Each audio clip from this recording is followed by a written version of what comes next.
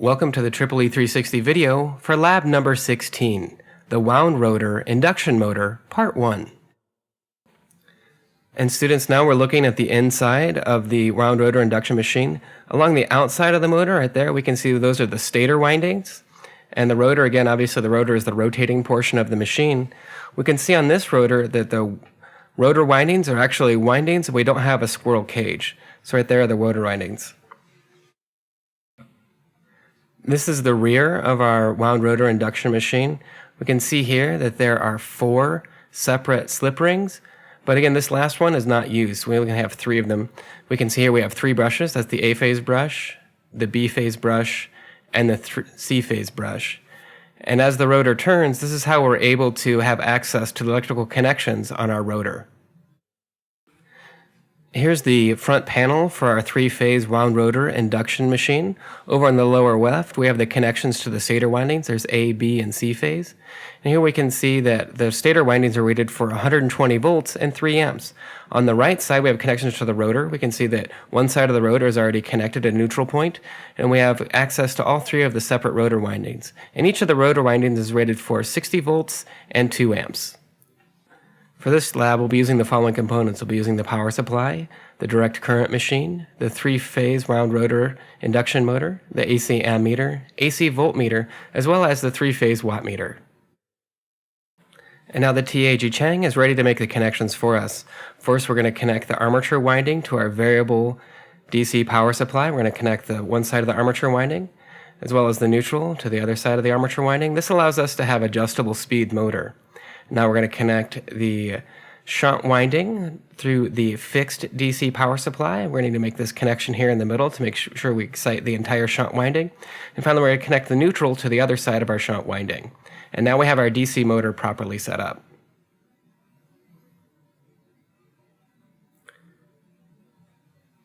Next, we're going to connect our fixed AC power supply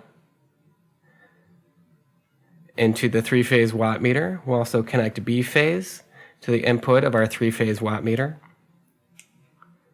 Finally, we'll connect C phase from our fixed output to the C phase input on our 3-phase wattmeter. Now we're going to check the line-to-line voltage of our fixed AC power supply as well.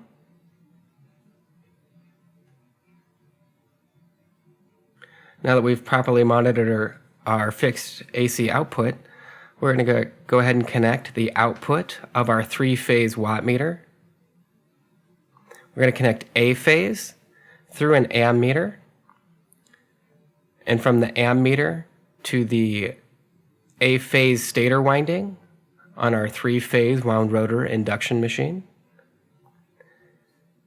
Next, we'll connect our B phase output from our 3-phase wattmeter into an ammeter, and from the ammeter to the B phase stator winding.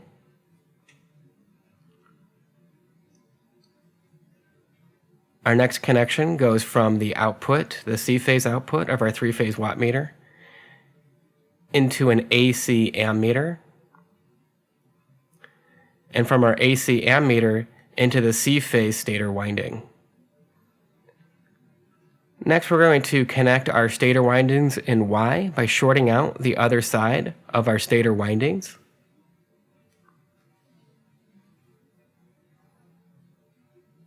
And finally, we're going to check the voltage that's induced. We're going to check the voltage between our A phase winding and our B phase rotor winding. Again, we're checking the voltage that's being induced on the rotor windings.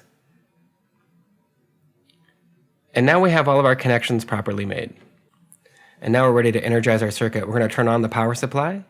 Note that the motor is not turning at this time, but our Watt 1 reading is negative, so we're going to switch that down to neutral. Here's the close-up of our 3-phase wattmeter readings. We can see the Watt 1 is actually a negative reading, and that reads approximately negative 55 watts. Watt 2, we can see that's a positive reading, and that reads approximately 95 watts. And here we can see that our line-to-line voltage is approximately 217 volts. And the voltage that is induced in our rotor windings, we can see that here is approximately 102 volts. And here we have our current measurements going to our stator windings. The A-phase stator winding is approximately 0.75 amps.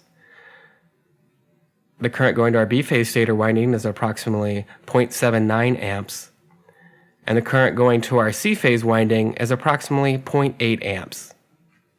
And now, students, it is your chance to perform this and other experiments on the three-phase wound rotor induction motor as outlined in your laboratory manual.